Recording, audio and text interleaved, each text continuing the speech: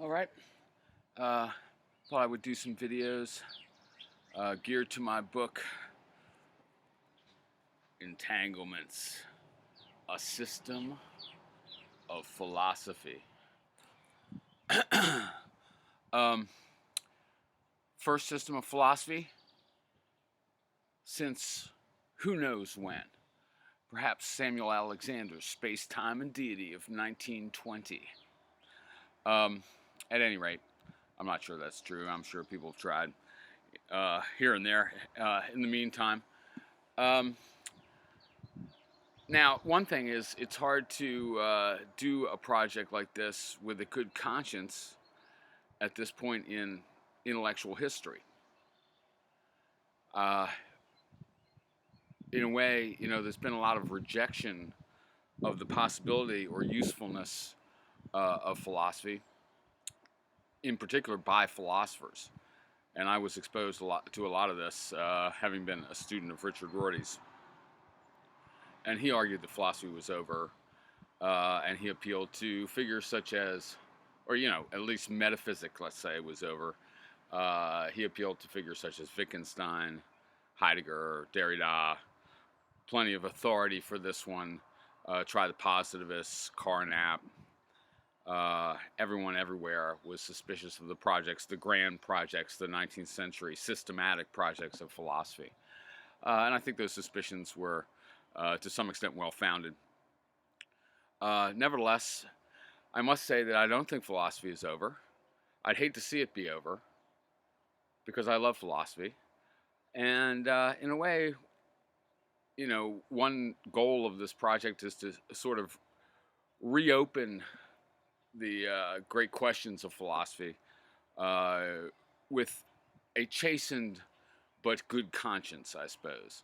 Um, so the book is organized into what you might call the main subdisciplines of philosophy. The chapters are on ontology, theory of truth, epistemology, or theory of knowledge.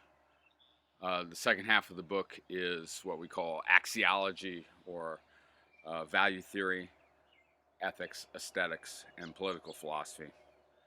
Um, I take quite a traditional view in some ways of what philosophy is.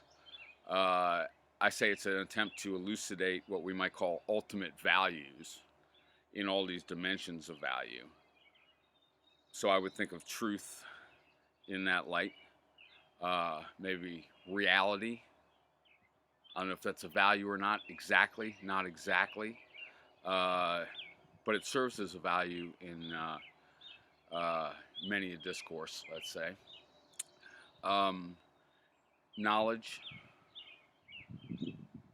goodness, moral goodness, rightness of action, beauty, and other aesthetic values, uh, and justice and other political values.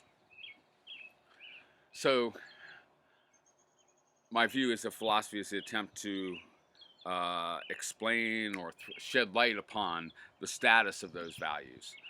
And that would include, for example, throwing into question whether there are any such values, whether the discourse we use to describe or try to capture or define such values is sensible, even.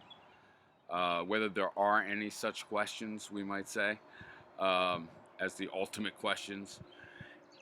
Even if you deny, as many 20th century philosophers in particular did, that such questions are answerable. If you deny that, for the course of a career with arguments and a series of books, that's philosophy because it's it's actually engaged in those questions. Now, you don't want to take a very naive view of what it is to answer such questions. The questions opened by Plato or whatever it may be. And I do have various strategies for trying to historicize, and various resources, various figures in the tradition to use to try to historicize such values, place them in question when necessary, rather than simply define them as glittering Platonic forms or something like that. Now, on the other hand, I think that philosophy, though it has something like a consistent subject matter through its history, has no consistent methodology. And one thing I think is that often when people define philosophy or characterize its history or distinguish it from other things that are nearly proximate to it, such as religion or science, they talk about the role of reason in philosophy.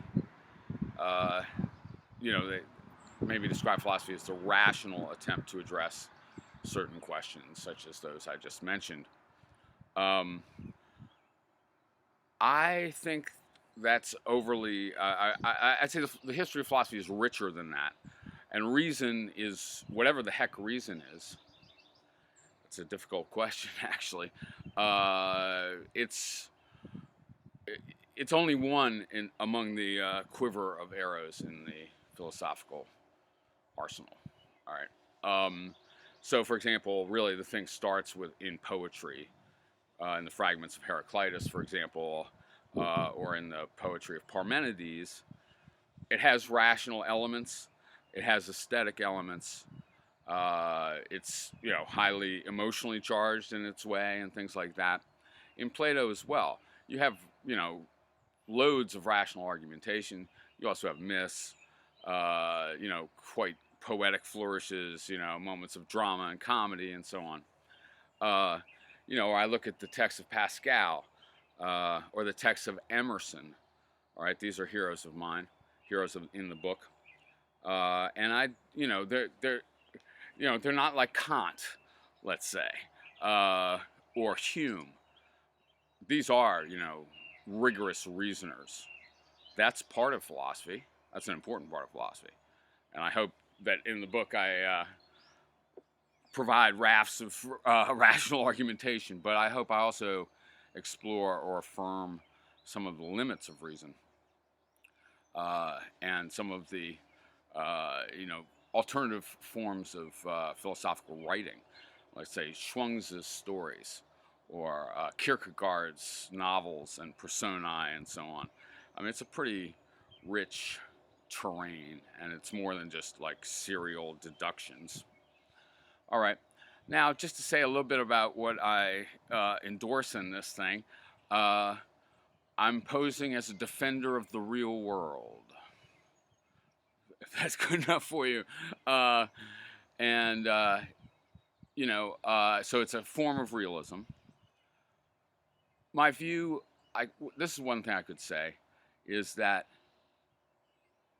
we live in a real universe, a physical, material universe. We are connected. We are composed out of elements of that universe.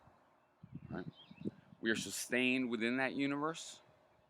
We are in connection, infinitely rich connections to infinitely many aspects of that universe at any one moment.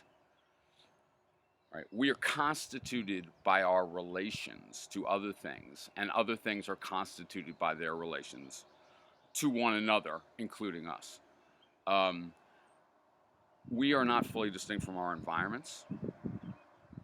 Our sense organs are holes through which actual material entities come, say light reflected from objects and so on.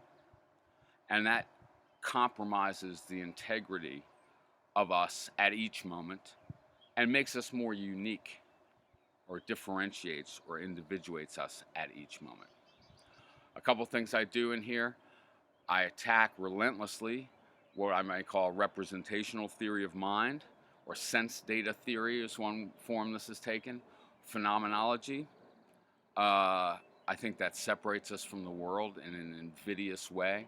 That's introduced all kinds of fantastical problems. Kant's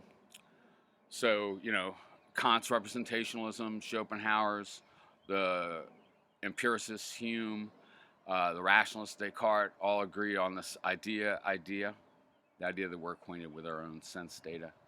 I think that's monstrously wrong. And I also reject a kind of inheritor of that sort of idealism or that's what sense data theory leads you into in various ways, which would be a linguistic constructivism.